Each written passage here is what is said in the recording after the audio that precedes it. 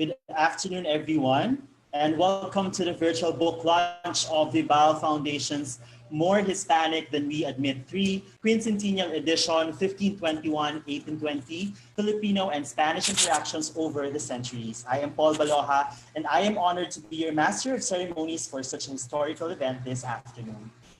This is the very first time that Vibal Foundation is launching a book live online, and we are feeling wonderful that this launch is being witnessed by hundreds, even thousands, maybe of people who are following Vibal here on Facebook. Thank you very much for tuning into our virtual book launch.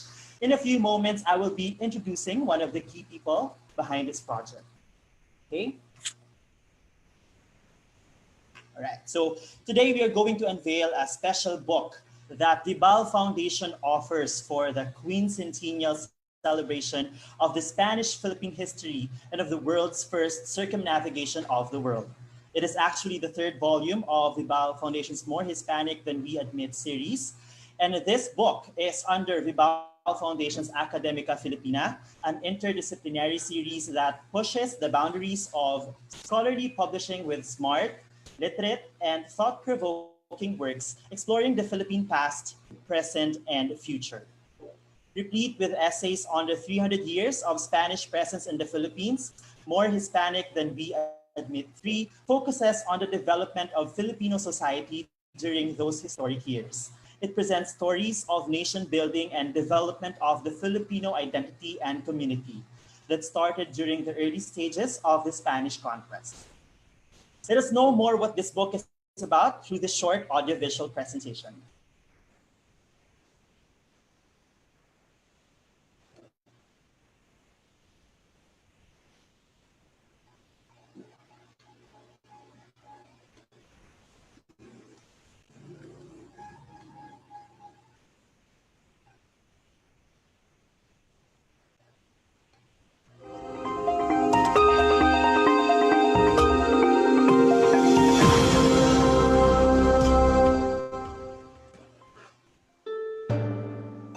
In 1519, the Portuguese explorer Ferdinand Magellan set off from Spain to circumnavigate the globe for the first time.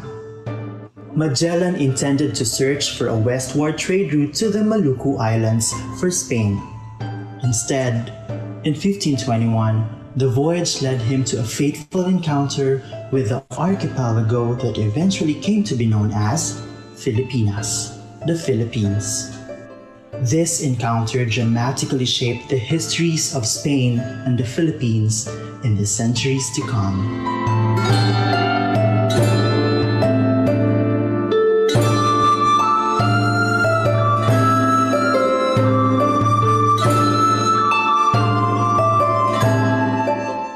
The scholarly anthology More Hispanic Than We Admit 3, published by Vibal Foundation, is both a commemoration of the Quincentennial of Magellan's groundbreaking journey and arrival in the Philippines and a meditative reflection on the rich and tumultuous history that presaged it. The book is a combination of three kinds of articles. So one, there are articles that are completely original, there are new, never published before.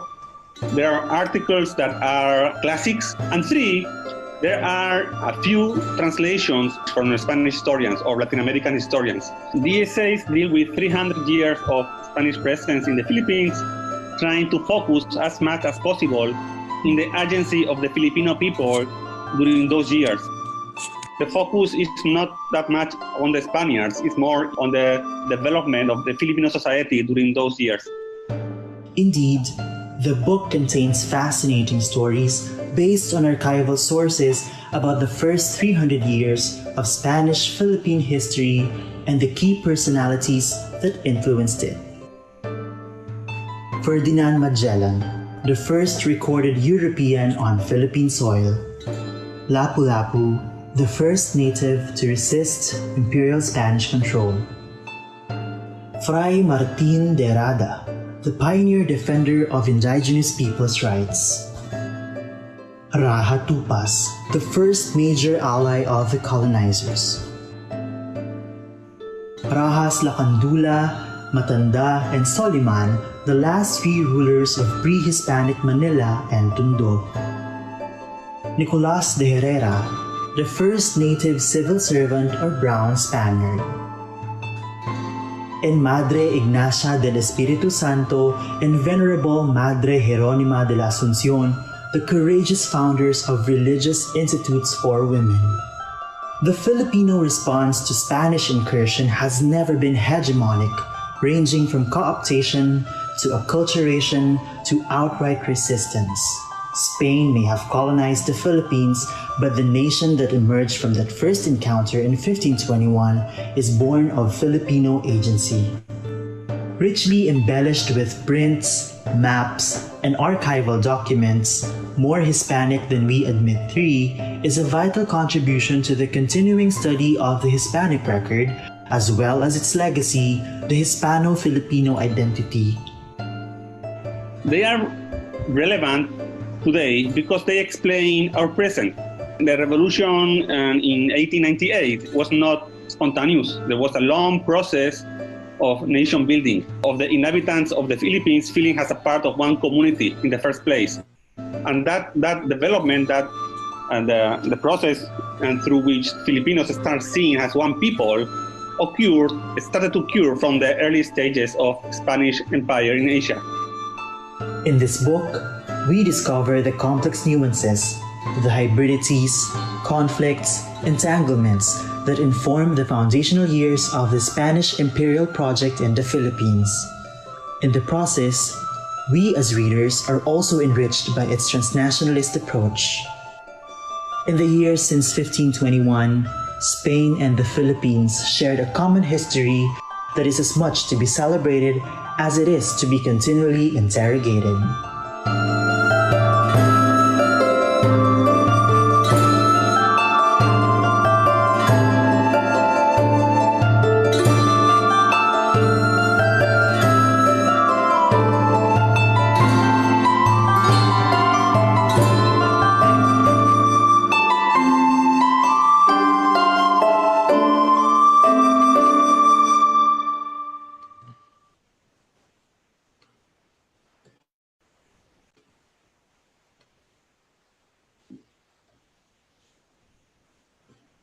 Okay, so that's wonderful. We'd like to thank Vival's multimedia team, Miss Abigail Tabuzo and Miss Chi Gatus for preparing this video. Thank you for that wonderful video. Moving on, let us now hear the short lecture titled Tribulations of a Philippine Hispanista on the occasion of the Quincentennial, How to Teach the Quincentennial Commemoration of 500 Years of Spain and the Philippines. That is prepared by the editor of the book that we're celebrating this afternoon, More Hispanic Than We Admit 3, Quincentennial Edition, 1521 to 1820, Filipino and Spanish Interactions over the Centuries, Professor Jorge Mojarro.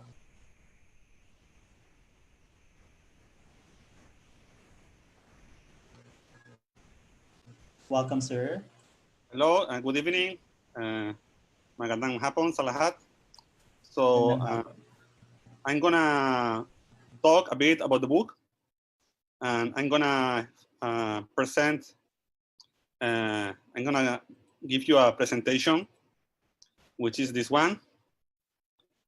And so this book it was created and built in a very short time, in around 5 months, where I was working very hard with the publisher, Sir Gaspar Vibal.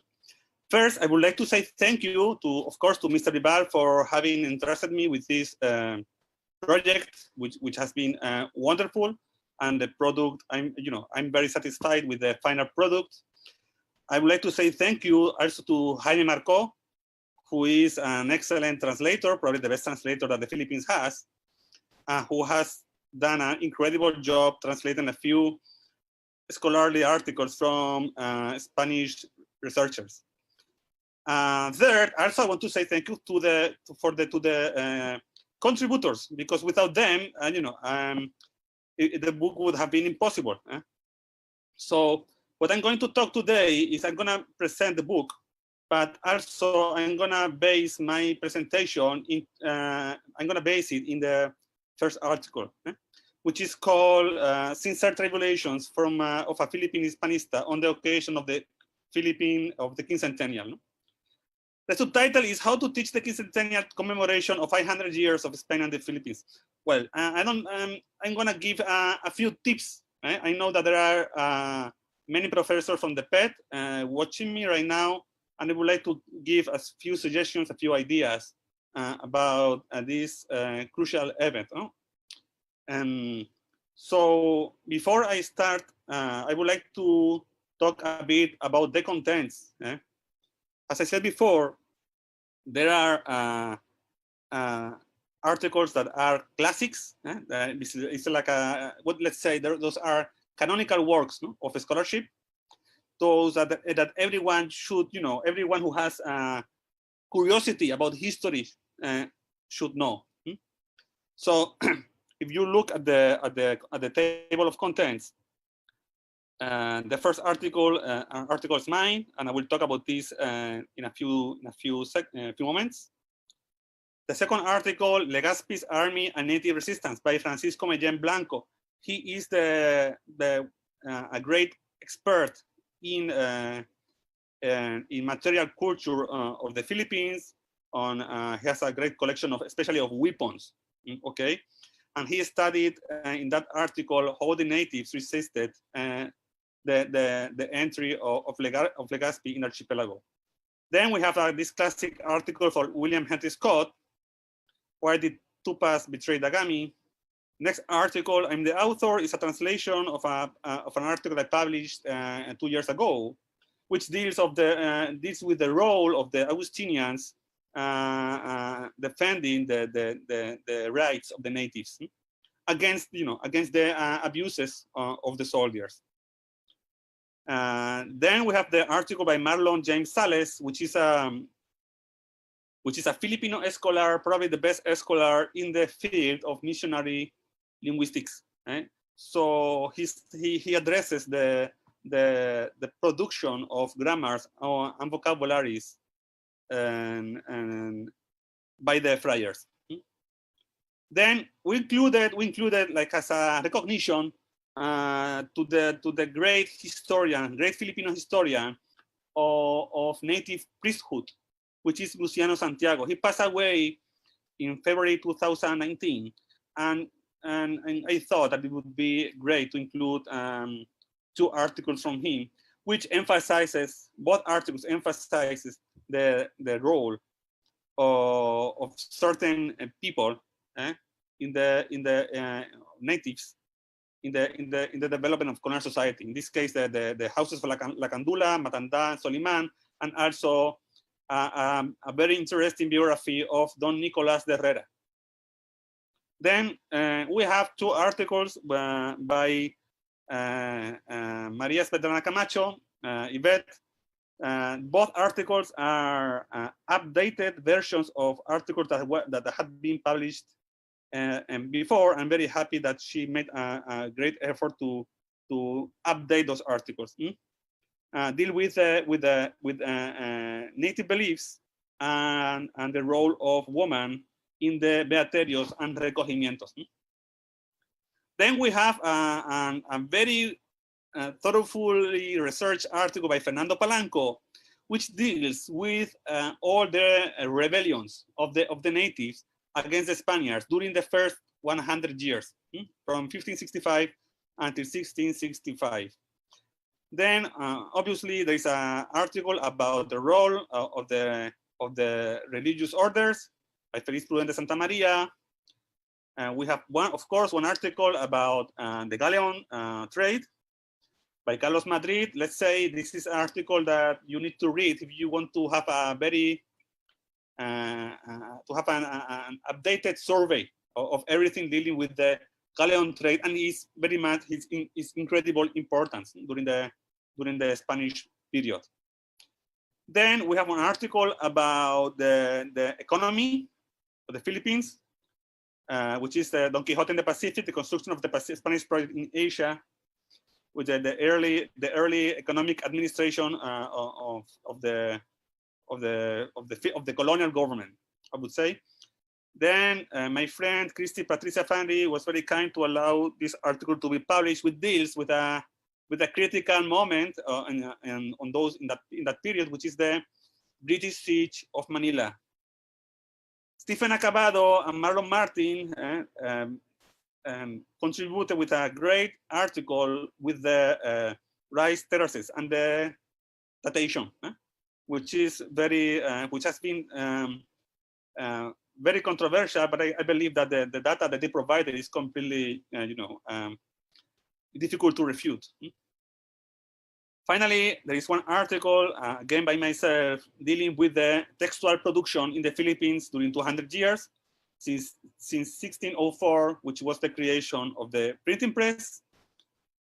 Gaspar Vibal, the publisher, inaugurated his scholarly production with this awesome article about the Philippine art, which is based on primary sources.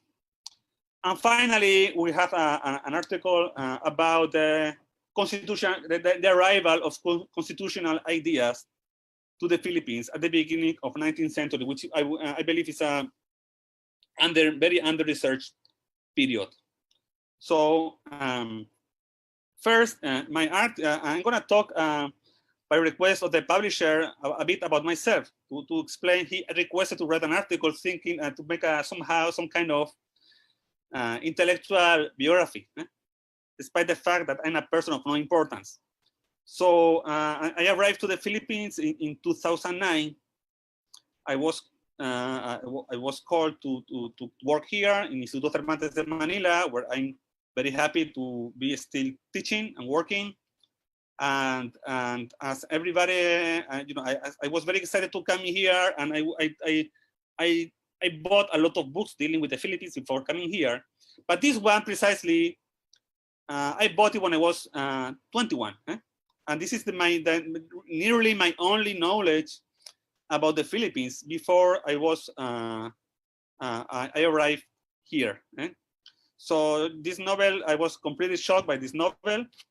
It struck me especially because I was impressed to know that this person that was born so far and 13,000 kilometers away in the mid-19th century, and he used such a beautiful Spanish language. Well, I really, I encourage everybody, not to read Noli Me Tangere in the original is already a good reason to learn Spanish. So this is what I knew. I was very innocent and very naive before I arrived to the Philippines. I studied in the. I grew up in a house without books. My parents never finished, never started even high school, which is very common for the people of their generation. But I went to the university and I studied. I focused at the beginning in Latin American literature. What you see here is the facade of the Universidad de Sevilla. So this is where I studied first when I got my master's degree in Spanish in Spanish language and literature.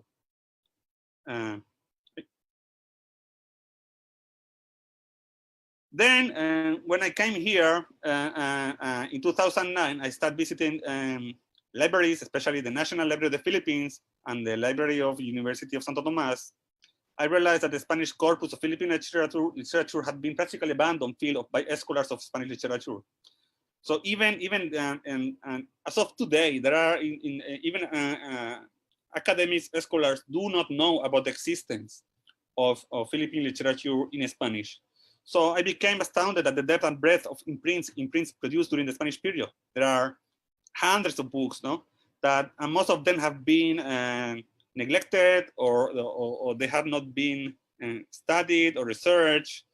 So I took the task of, I abandoned my previous studies of Latin American avant-garde literature, and I changed the topic of my research, which was Spanish Philippine colonial literature. What you see here, for example, one of the things that I do is to collect digital copies of colonial books. This one is the only copy I know of an account of the Dominican friars, published in 1633 in UST. And I was able to purchase a digital copy in Australia. For some reason, this book is in Australia. I don't know why. And this is what I do all the time. I try to collect rare Filipiniana in PDF. Then, when I proposed to my director of thesis to focus on Spanish colonial Philippine literature, and I defended my thesis. You can see in the left side, Chronicles of the East Indies, Roots of the Spanish Filipino Literature. In January 2016, I defended this dissertation at Universidad de Salamanca. So what did I do in that research? What I did is to study textual production about the Philippines produced by sailors, soldiers, travelers, and friars. So that there are different literary genera included, like logbooks, accounts, historiographies, and ethnographic reports. And the questions that I tried to answer in that dissertation were, what is the textual corpus of 16th century literature in the Philippines? How were natives of the Philippines portrayed, and what did this body of work reveal about their Spanish observers? What were the first impressions of Europeans in a land that they had never seen before? How did they present the information regarding the Philippines, and why? What were the first descriptions of the cultures they found on the islands? And how did they justify their actions? Okay, some of the questions. And then some people ask me why I know so much about Philippine colonial books. The source, everything started with Retana and this book that you see here. By the way, this book is being translated right now by Jaime Marco, and it will be published expectedly next year in a translation. It's a great and beautiful bibliography of books produced during the Spanish period. So I have read this book, which has 3 volumes, several times, and this is the beginning. That was the beginning of my Philippine studies career. And one of my advocacies as a researcher is to recover and publish colonial primary sources. This is very important because there are so many unknown books and manuscripts that still are awaiting publication.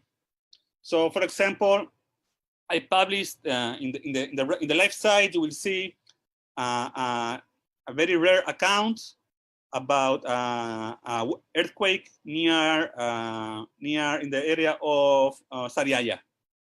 Okay, that happened in 1743. I found a copy of this very rare imprint in the Public University of New York. Then in the right side is a history of the Philippines. It's a Dominican history of the Philippines. I'm currently publishing in Filipiniana Sacra. Right now, I didn't finish. And then one in the middle is circumstances of the good fortune of these islands. This is a treatise on the Philippine Islands by Father Combes that I found also in the Lilly Library and the Indiana University, and I expect to publish to edit them in the next year.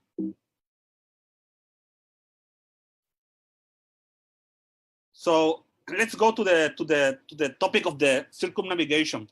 As I said before, in my dissertation, I studied the sources of the first circumnavigation. Okay, and I would like to clarify a few misunderstandings because when people talk about the circumnavigation, they keep talking about Magellan, but Magellan actually didn't plan the circumnavigation.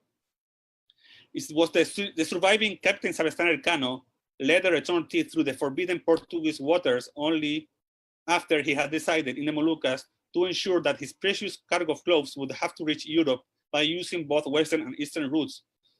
So it is very important to know that the idea of the circumnavigation was not original from the instructions of the king or from anything planned by Magellan. It was a solution improvised in the Molucca Islands.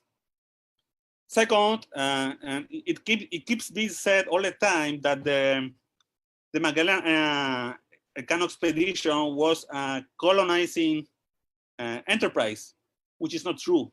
If you look very carefully, if you read very carefully the instructions by the king, it was a trade enterprise. And if you observe what they did, they went to the Moluccas Island, they traded, and they left. So you know, it was not the beginning of the colonization. The beginning of the colonization started with actually Legazpi.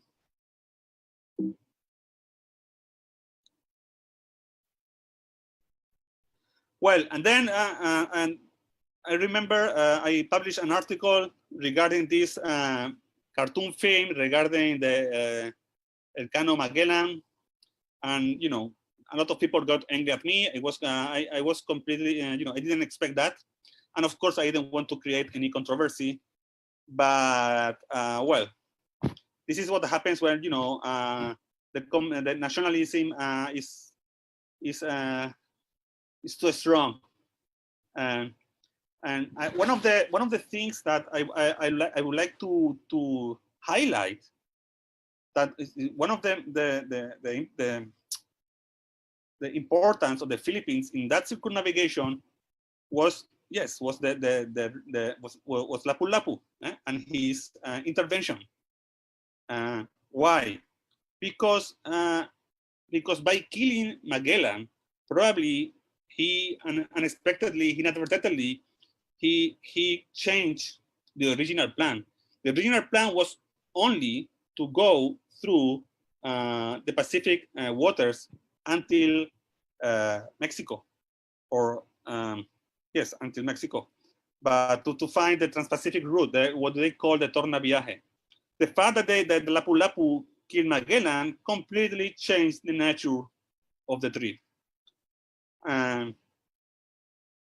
And the problem with the commemorations, people is criticizing a bit that this is celebrating colonization. It's not celebrating colonization. I try to portray as commemorating a cultural encounter. So we have to go beyond nationalism and try to approach historical events in a more objective manner, and without, let's say, a nationalistic agenda. No? What I mentioned in that article is that the problem with the deployment of collective memory is that the nationally scripted discourse could very well conflict with those engendered by other nations, as is readily evident in celebratory commemorations with cross or even conflicting messages. So, when we talk about commemorations like this one, the ideal thing is to put together historians from different nations to come out with a more balanced view of the events.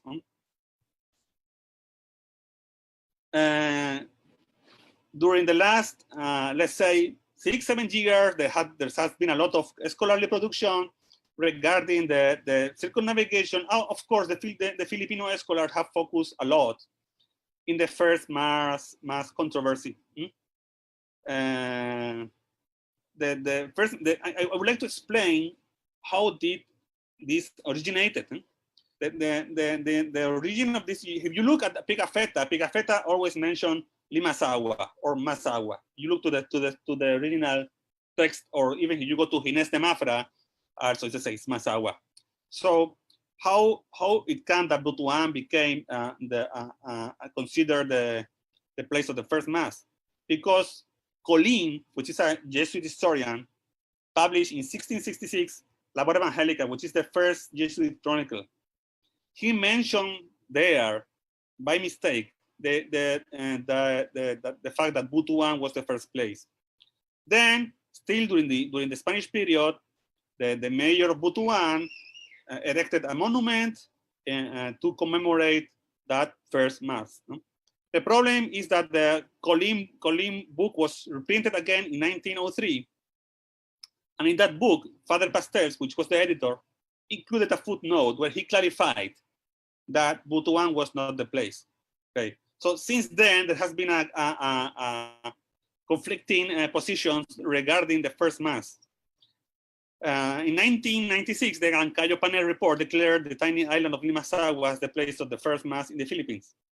However, the Butuan Historical Association, I don't know exactly the name, but it's the Association of Historians of Butuan, keep complaining, I keep providing arguments for their position, defending that Butuan was the first place. However, it has to be said that the Mojarro's report that was released a few months ago confirms Limasawa, and not Butuan, as the place of the first mass. And of course, we need to mention Danilo Madrid Gerona from the Bicolano historian, which is one of the few historians who really has approached the first circumnavigation and reading all the primary sources. And one of the questions that the enigmas regarding that circumnavigation is why Magellan decided to stay here in the Philippines for so long. He stayed like more than 1 month. And he stayed in the Philippines against the will of the crew. The crew did not understand either why Magellan was spending so much time in Visayas. Another enigma regarding the first circumnavigation is the Trans-Pacific route. We don't know. We don't know why he took the northern route. Like when he crossed the Magellan Strait, then he went up into Chile, this area, and why he did that instead of going directly crossing the South Pacific. It would have found probably New Guinea. So there are some researchers have suggested that maybe because of El Niño, may force Magellan to take this route, which was easier. Maybe because he didn't want to go to Moluccas directly, because there was a scarcity of food in those islands. But there is a third possibility that maybe Magellan was looking the Ryukyu Islands in southern Japan, because there was gold there. So there are still a lot of things unknown regarding the first circumnavigation, but it has not been, let's say, we have not made any substantial discovery, actually. And this is the route that took, this is taken from Ruta Elcano by Tomás Mazón, who has a Twitter and an excellent website, and he reconstructed, following all the sources, which was the route of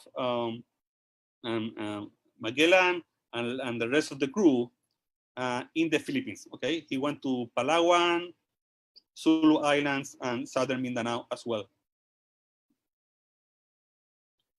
First, one of the most interesting things is when you read historians that are not Filipinos or Spanish, they have another point of view. Serge Grushinsky considered the first circumnavigation as an event that would change the future of both Europe, Asia, and America. The consequences for the Philippines, as seen from the vantage point of this modern historical perspective, were incalculable, as seen in the evolution of the pre- and post-1521 cartographic accounts related to this seminar moment. Here, what you see is the map by Diego Ribeiro, which was drawn in 1529 in Sevilla. Okay, this is the first map, even if it's very precarious. It's the first map where the Philippine Islands are the first European map where the Philippine Islands are drawn.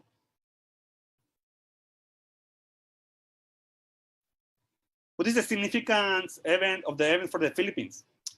After the Spaniards had arrived at the archipelago of San Lázaro, which is the first name that they gave to the islands, the Philippines entered the Iberian world navigational routes, knowledge networks, and European historiography.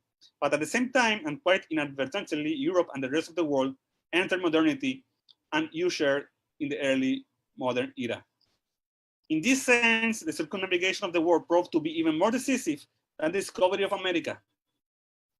That Manila became the westernmost node of the transcontinental and transpacific trade within a few decades was a predictable result that had been facilitated owing to the dashed hopes and the impossibility of the Spanish ambitions of ever penetrating China. It should not be forgotten that by 1519, it was not America but Asia and its riches that demanded the energies of the Portuguese and the Spaniards. America was a continent that initially stood in the way of their desires.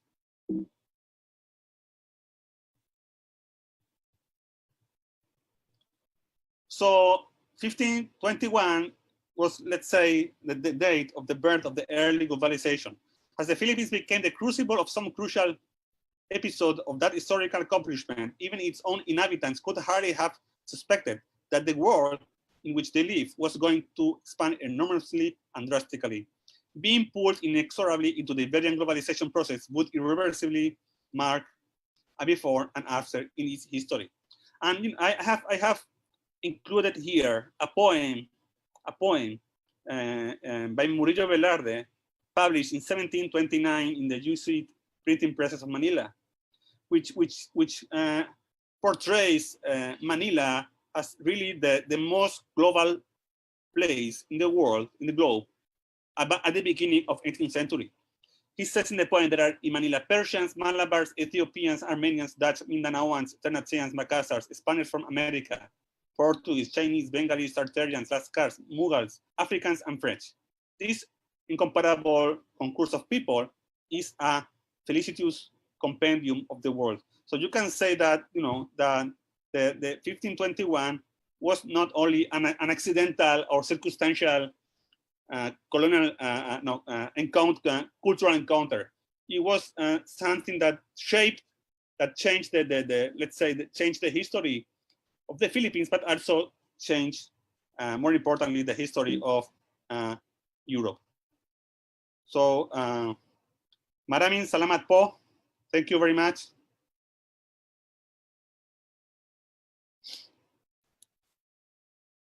Okay, thank you very much, Professor Jorge.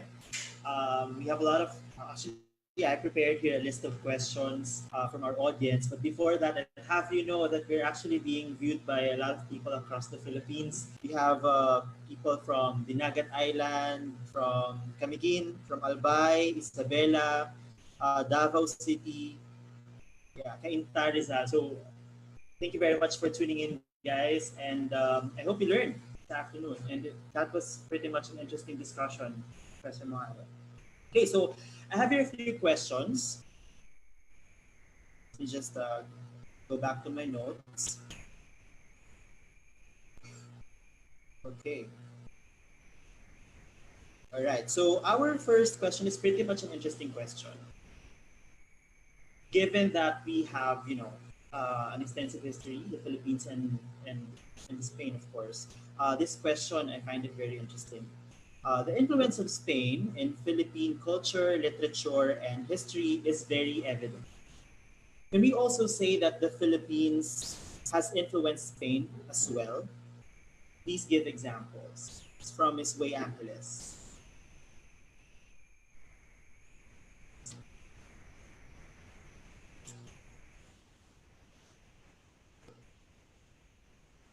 Said Jorge.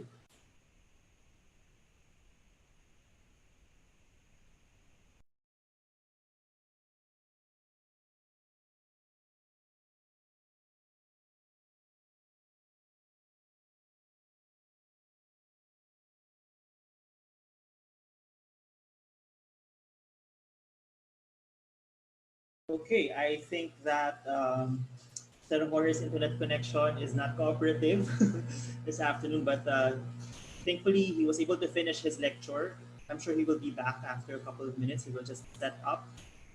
All right, so I think it's back.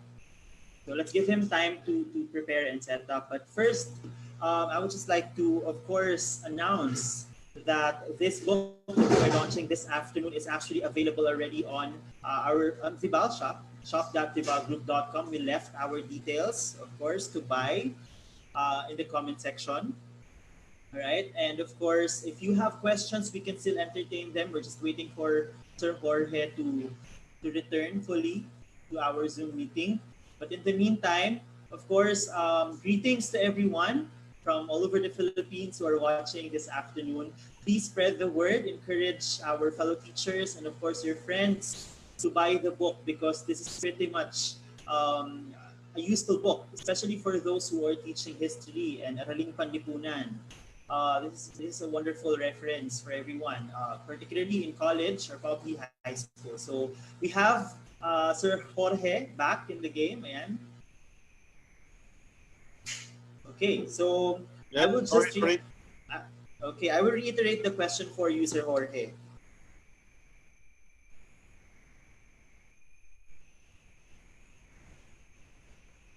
Okay, so again, the influence of Spain in the Philippines, particularly in Philippine culture, literature, and history, is very evident. Can we also say that the Philippines has influenced Spain as well? Please give examples. Can you repeat? Has influence? The Miss Wei is asking if the Philippines in some ways also influenced Spain. And she was asking for a few examples.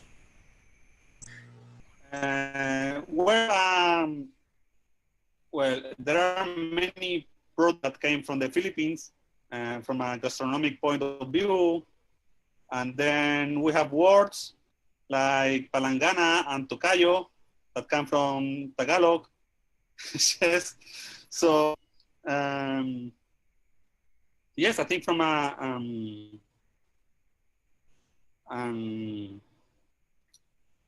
I did not think, I have not think about this very deeply. I know about the linguistic exchange.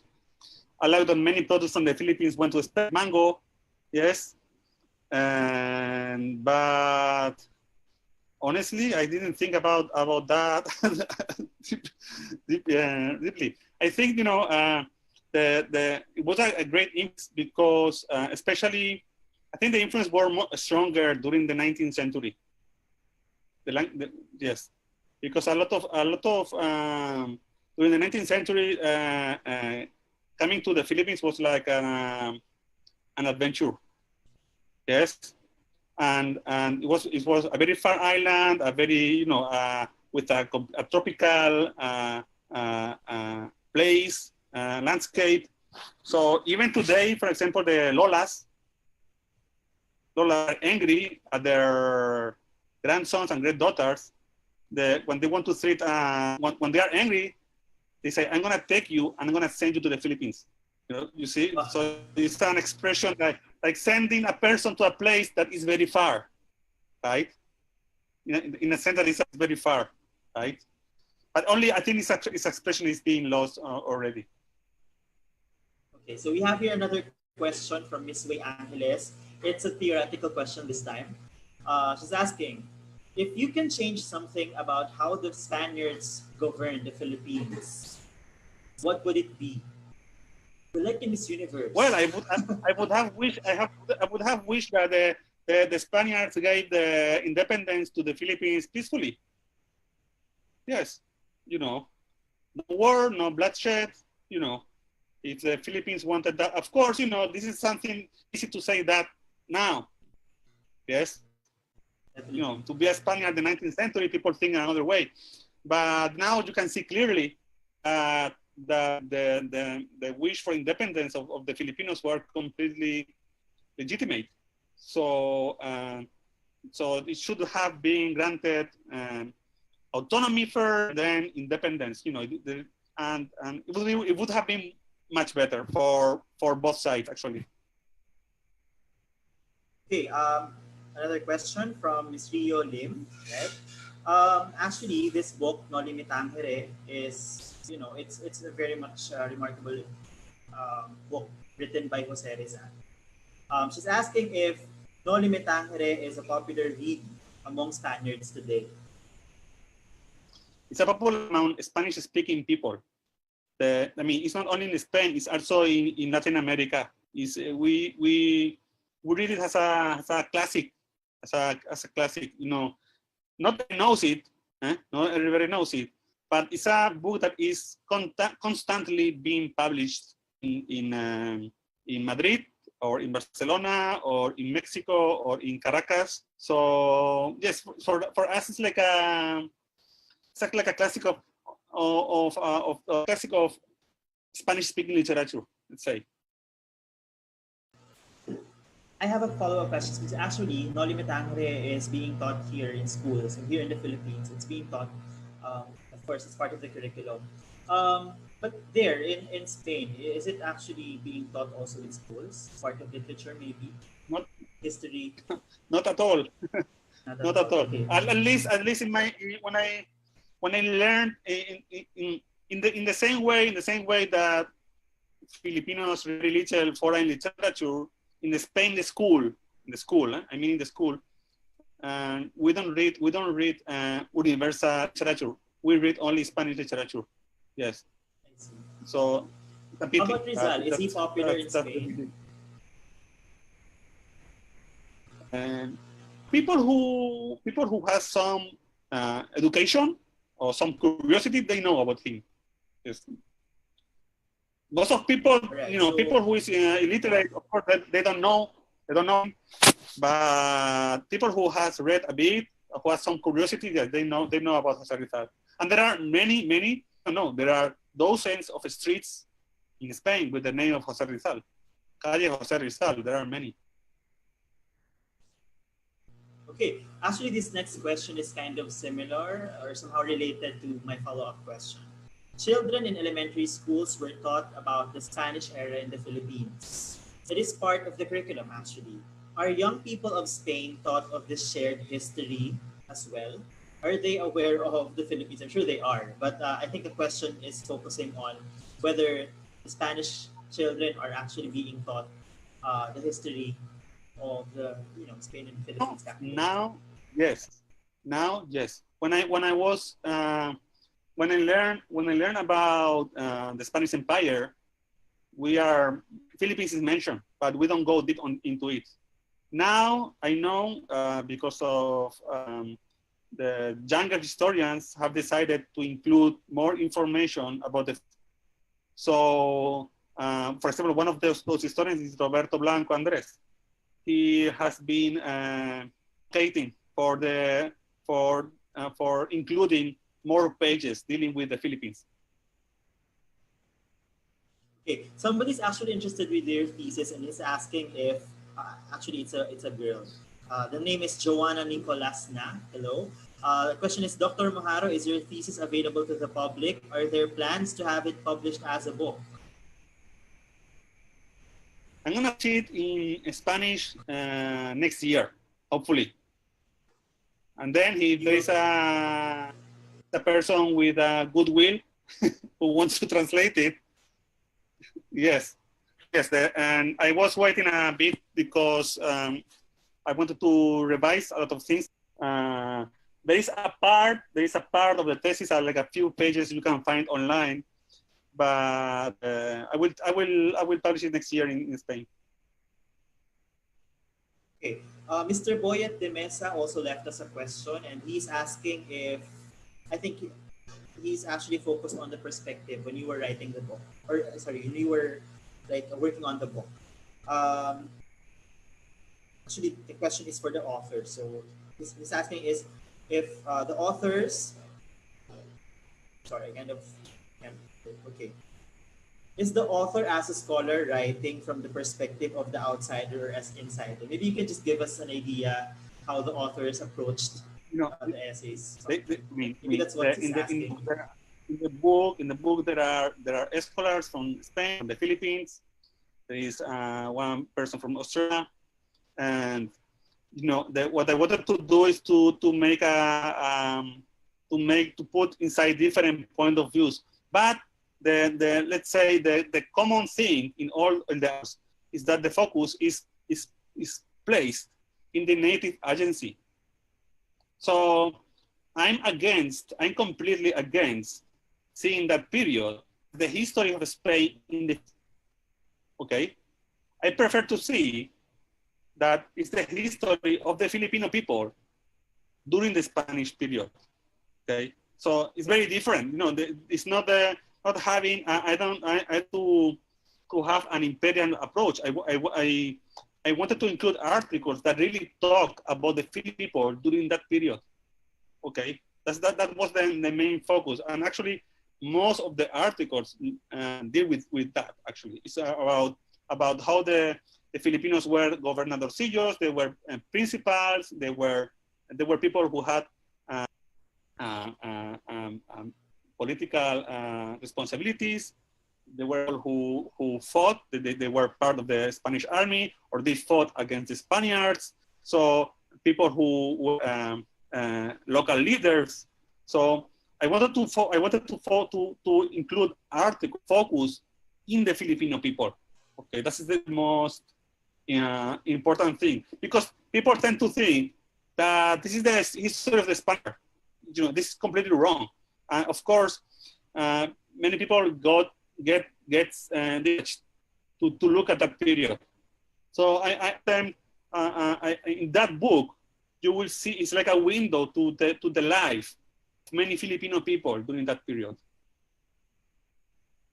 Okay. I have here another question from Roxanne Buenbrazo Gelani. Hello. She's asking if you know that there are cities in the Philippines that is Spanish Creole or speak like Spanish. We actually have Chabacano here, the Philippines, right? So it's kind of similar somehow with the Spanish language. I think she's particularly asking for that particular language. Yes, there is Caviteño. There is Caviteño, there is Ternateño, and there is Chabacano in Zamboanga. It's completely wrong. It's completely wrong to consider those languages as Spanish or something like that. They are called Creole languages, and it's a concept of hybridization of culture. So it is a combination. Usually, most of the vocabulary is Spanish, but the grammar is still native. So when I have been in Zamboanga twice, I can talk to the people. But for me, it's easier to understand them that they that the opposite way. Yes, because it's the grammar. The grammar is somehow Bisaya, but the words, the vocabulary, most of the words are actually Spanish. And I find it very, very beautiful. I'm against, I'm completely against considering those languages like as Spanish or a bad dialect or something like that. It's the opposite. I think those languages should be considered a special heritage because those languages are a product of intercultural connections. Okay. Okay. Our next question is from, again, Boyet de Mesa. He's asking if, okay, what are the author's take on the nationalist movement, particularly the revolution of 1896? For that book, for that answer, this person has to wait until the next year because we will publish more Hispanic Than We Admit volumes that will address that period. This book is only until 1820. And in the next volume, there will be 2 articles dealing with the revolution. Okay. From Ms. Terry Santos, from my experience as a language assistant teaching in a public high school in Spain, they mention our country, Philippines, but focus more on their connection with Latin American and other European countries. It's a comment. Yes, I know Terry Santos. Hello, Teres. No, thank you very much for tuning in. Okay, of course, a comment from Mr. Ojo Gonzalez. Interesting observation about circumnavigation and globalization, how they were intertwined in the Philippines. I think that's our last. Let me just check if we have other questions left. Okay, there's another question here from Shilowa. Okay. Um, it's in Tagalog, so I will just say it. Are we supposed to consider the year 1521 to be the start or beginning of the Christianization of the Philippines? That's the question. The process of conversion didn't start there. Okay, there were arrival. Let's say like that. It was the arrival of Christianity to the Philippines, but it did root. The root was taken later. Okay, so I mean that the process of conversions in Cebu were shallow and they didn't get any doctrine. Was something very circumstantial. Yes, the process of conversion started later with the Augustinians in 1565 or 1571, those years. So they say that the Christianity arrived to the Philippines, but it did not take root at that time. Okay, I think we've been able to cover all the questions that were left in the comment section. Thank you very much, Dr.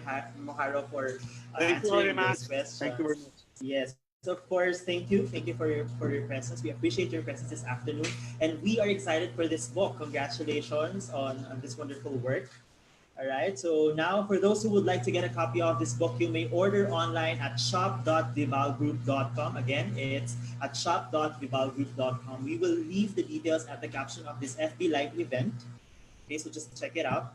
For more updates, please like and follow Vibal Group on Facebook, Twitter, and Instagram. You may also visit our official website at www.vibalgroup.com. Of course, on behalf of everyone in the Vibal Foundation team, I would like to once again address our deepest thanks to Professor Jorge Mojarro, of course, for gracing this virtual book launch with your presence. Of course, we would also like to thank Mr. Gaspar Vibal, hello sir, the Executive Director of Vibal Foundation, for supporting and publishing this wonderful book. Again, this is Paul. Thank you everyone for watching this afternoon. I had so much fun, even though I cannot see you all. We hope for your continued support for the fine Philippine books for the mind and the eye. Good afternoon.